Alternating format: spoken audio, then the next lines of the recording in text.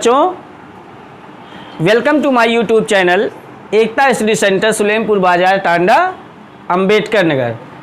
बच्चों, इसके पहले आप लोगों ने कल वाले वीडियो में पढ़ा कि एक समान बाह्य वैद्युत क्षेत्र में स्थित द्विध्रुव पर लगने वाले बलयुग्म का आघूर्ण है ना।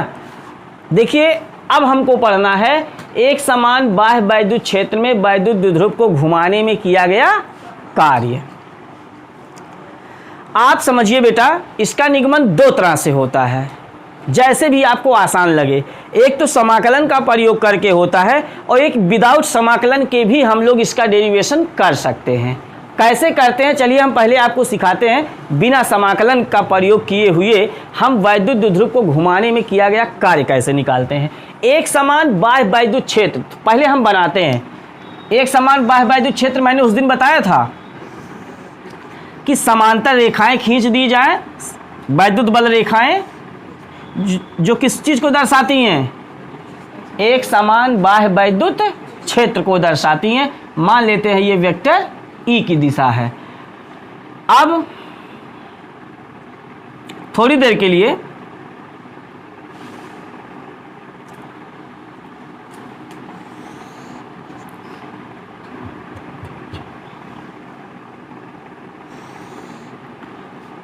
हम आपको समझाने की कोशिश करते हैं और उम्मीद करेंगे बिना समाकलन के जो ये सूत्र समझा रहे हैं ये आप आराम से निकाल ले जाओगे।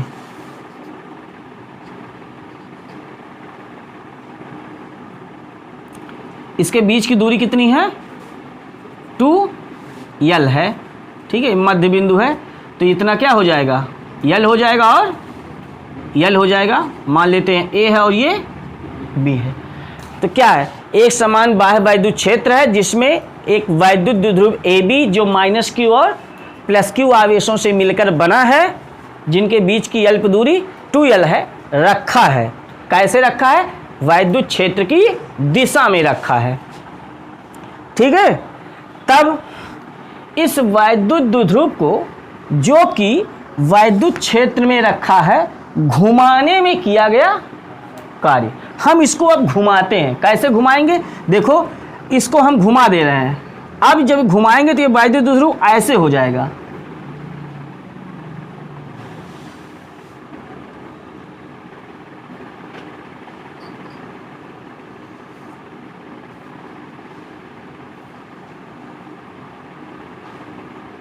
ये हो गया वैद्युत द्विध्रुव। किससे, वैद्युत क्षेत्र से कितने कोण पे घुमा दिए, थीटा कोण पे घुमा दिए। तब कार्य कितना हुआ यही हमको ज्ञात करना है। एक बात बताओ बेटा, ये +q आवेश जो यहाँ था वो यहाँ चला आया ना जब घुमाए, -q आवेश जो यहाँ था वो नीचे आ गया। क्लियर ना। अब इसको थोड़ा हम ऐसे भी फिगर बना सकते हैं, ऐसे ऐसे कर सकते हैं, जो इस चीज़ को प्रदर्शित कर रहा है कि ये घूमा है इसी रास्ते से। ये वही रास्ता दिखाया गया है जो आप देख रहे हो यहाँ चित्र में, किसी रास्ते से वैद्युत द्विध्रुव वैद्युत क्षेत्र की दिशा से थीटा कोण पर घूमा है। कोई प्रॉब्लम। ये मान लेते हैं ए स्थिति था, ये A' पे आ गया, ये B था, B' पे चला गया। समझ पा रहे हो ना। इससे ये मध्य बिंदु O है, इस B' से AB पर एक लंब डाल देते हैं, मान लेते हैं OC है, ठीक है। एक बात बताओ, वैद्युत द्विध्रुव के इस आधे हिस्से को घुमाने में जितना काम करना होगा उतना ही काम तो निचले वाले हिस्से को भी घुमाने में करना होगा, कि कुछ बदल जाएगा उसमें, कुछ नहीं बदलेगा, ठीक है। तो अब हम इस +q आवेश को यहाँ से यहाँ तक घुमाने में कार्य निकालें तो कार्य बराबर क्या होता है, बल गुणे बल। कितना लग रहा है, देखो यहाँ पे बल कितना लग रहा है, जो +q आवेश है उस पर बल किस दिशा में लगेगा, है ना। और जो इस दिशा में चला गया इधर, उस पर बल, इस +q आवेश पर भी बल किस दिशा में लगेगा, वैद्युत क्षेत्र की दिशा में लगेगा, ठीक है।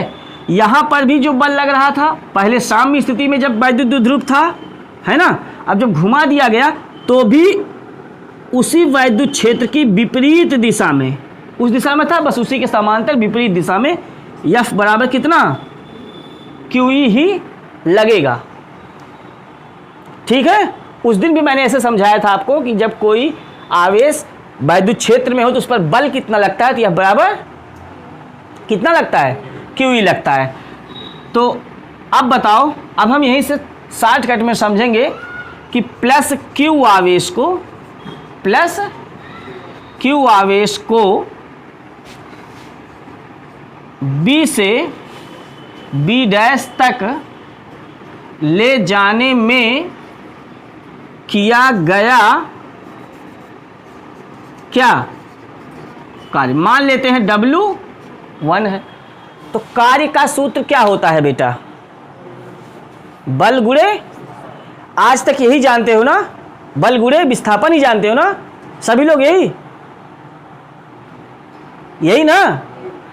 एक बात बताऊं, आप लोगों ने शायद ध्यान नहीं दिया, जो हम लोग कभी ऐसे लिखे थे dW बराबर F गुणे माइनस dx, ये जानते हो क्यों हुआ था?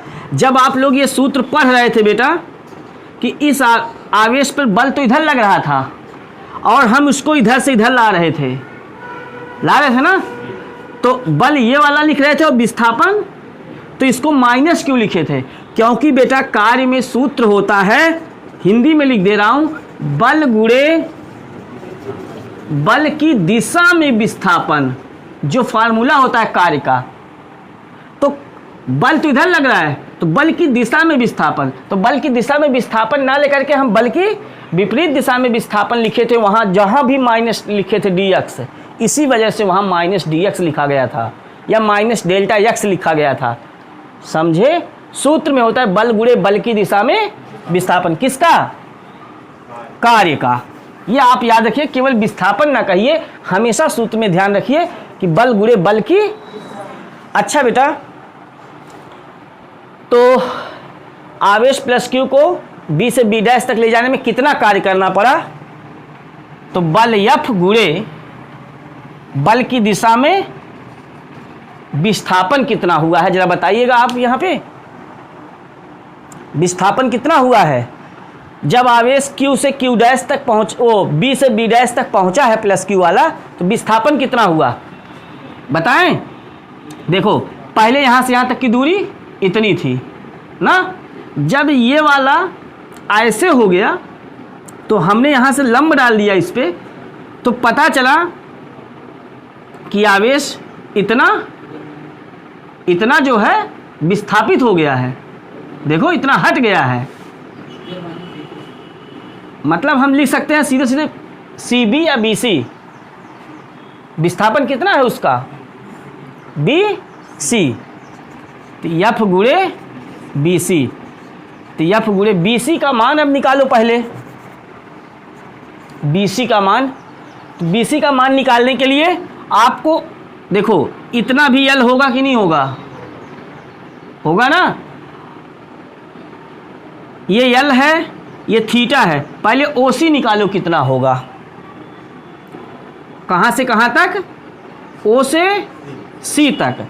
तो OCB डैश में समकोण त्रिभुज OCB डैश में cos थीटा बराबर आधार बटे कर्ण। आधार कितना होगा? OC, और कर्ण कितना होगा? OB dash. तो OC बटे L कितना हो गया? cos theta. तो OC बराबर L cos, क्लियर ना? OC आ गया कि नहीं आ गया? अब अगर आप विस्थापन BC निकालोगे तो कैसे निकलेगा?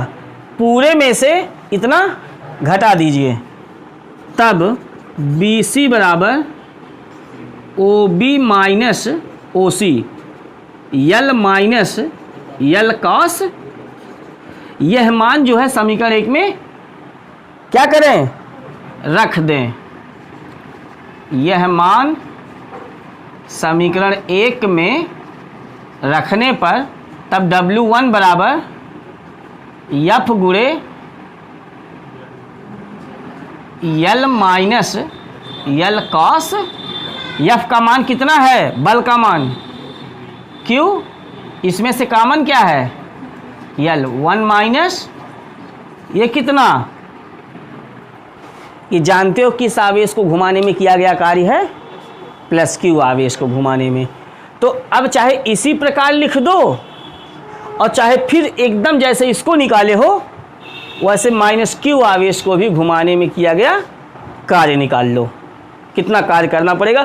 तो फिर वही बल गुणे विस्थापन, तो यहाँ पे लंब यहाँ से डालना पड़ेगा, फिर इतना निकलेगा तो यल में से घटेगा तो उतना ही कुल मिला के आएगा। तो सीधे लिख देते हैं इसी प्रकार माइनस क्यू आवेश को कहाँ से कहाँ तक, ए से ए डैश तक घुमाने में किया गया कार्य W2 बराबर जितना ये कार्य आया है उतना ये भी आया, चूंकि अदिश है, क्यू ई यल 1 माइनस कॉस थीटा हो गया ना। अतः पूरे वैद्युत द्विध्रुव को घुमाने में किया गया कुल कार्य, अतः वैद्युत द्विध्रुव को घुमाने में किया गया कुल कार्य W बराबर W1 प्लस W, तो क्यू ई यल 1 माइनस प्लस क्यू ई यल 1 माइनस, सेम है। तो जैसे x प्लस x बराबर कितना, तो वैसे इतना धन इतना बराबर 2 इतना, क्यू ई यल 1 माइनस, ठीक है। अब इतने को क्या लिखेंगे बेटा, चलिए यहीं पे निकालते हैं। इसके बाद यहाँ से आते हैं W बराबर Q गुणे 2L एक साथ कर देंगे, Q गुणे और ये E 1 माइनस, Q गुणे 2L को क्या कहते हैं, P E 1 minus cos theta. ये हो गया एक समान बाह्य वैद्युत क्षेत्र में वैद्युत द्विध्रुव को घुमाने में किया गया कुल कार्य W बराबर कितना, PE1 माइनस कॉस थीटा। ये बिना समाकलन के है कि समाकलन बाय वाले बच्चों के लिए कठिन होता है, लेकिन बिना समाकलन के भी हम यहाँ निकाल सकते हैं क्योंकि साइन कॉस का समाकलन वहाँ करना पड़ जाता, ठीक है। निकाल लोगे ना, बहुत कठिन नहीं यार। हिंदी बना के लिखना है तो क्या लिखोगे इसमें बताओ जरा, इसके चित्र बना लिए अगर तो क्या लिखोगे, यही लिखोगे, माना एक समान बाह्य वैद्युत क्षेत्र में एक वैद्युत द्विध्रुव AB जो माइनस क्यू और प्लस क्यू आवेशों से मिलकर बना है, जिनके बीच की अल्प दूरी 2L है, रखा है, वैद्युत क्षेत्र की दिशा में रखा है, ठीक है। अब वैद्युत द्विध्रुव को वैद्युत क्षेत्र की दिशा से थीटा कोण घुमाने पर वैद्युत द्विध्रुव की नई स्थिति A डैश B डैश हो जाता है, ठीक है। तब प्लस क्यू आवेश को घुमाने में किया गया या B से B डैश तक घुमाने में किया गया कार्य W1 बराबर बल गुणे विस्थापन F गुणे BC का मान निकाल के यहाँ रख दिया, आसान है यार, BC का मान रख दिया, F का मान रख दिया, ठीक है, उतना आ गया। अब जितना प्लस क्यू आवेश को B से B डैश तक घुमाने में कार्य होगा उतना ही माइनस क्यू आवेश को A से A डैश तक घुमाने में कार्य होगा। तो इसी प्रकार माइनस क्यू आवेश को A से A डैश तक घुमाने में किया गया कार्य भी W2 बराबर मान लेते हैं इतना ही है, ठीक है। तब वैद्युत द्विध्रुव को घुमाने में किया गया कुल कार्य W बराबर W1 प्लस W2 जोड़ के निकाल देंगे, ठीक है। अब इसकी विशेष परिस्थितियां क्या हैं, अभी इसमें स्पेशल केसेस 2 बनते हैं यहाँ पे, ठीक है। विशेष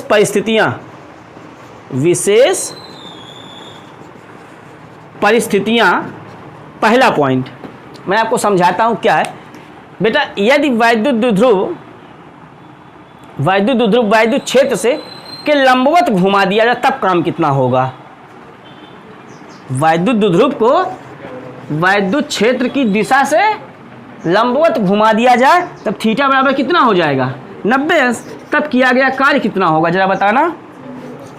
PE 1 माइनस कास 90 अंश और कास 90 अंश का मान 0 होता है, तो एक में से 0 घटेगा 1 आएगा और 1 का PE में गुणा होगा तो तब इतना होगा। अच्छा दूसरा पॉइंट, यदि हम वैद्युत द्विध्रुव को बेटा जो ऐसे रखा था वैद्युत क्षेत्र के विपरीत दिशा में घुमा के कर दें, अर्थात थीटा बराबर 180 अंश कर दें, तब किया गया कार्य कितना होगा। PE 1 माइनस कास 100 PE और 1 माइनस कास 180 अंश का मान -1 होता है बेटा। ये सभी लोगों को याद होना चाहिए, बाय वाले बच्चों को भी रटे रहो। अभी एक ही जगह नहीं, पहले दूसरे तीसरे चैप्टर में नहीं, लास्ट फिजिक्स तक आपको पूरा एकदम तैयार रखना है। 90 180 ये सब याद होना चाहिए। तो माइनस माइनस प्लस हो जाएगा और एक 2PE। देखा, वैद्युत द्विध्रुव को जब वैद्युत क्षेत्र की दिशा से पूरी विपरीत दिशा में घुमा देते हैं तब किया गया कुल कार्य कितना है 2PE। ठीक है, ये न सोचना। अच्छा एक बात बताओ, वैद्युत द्विध्रुव वैद्युत क्षेत्र की दिशा में रखा है तो कोई कार्य हुआ नहीं हुआ ना। जब तक हम वैद्युत द्विध्रुव को घुमाएंगे नहीं तब तक काम क्या। और रखे हो ऐसे तो थीटा बराबर कितना है, थीटा 0 है और कास 0 का मान 1 होता है, तो 1 में से 1 गए 0, कार्य 0।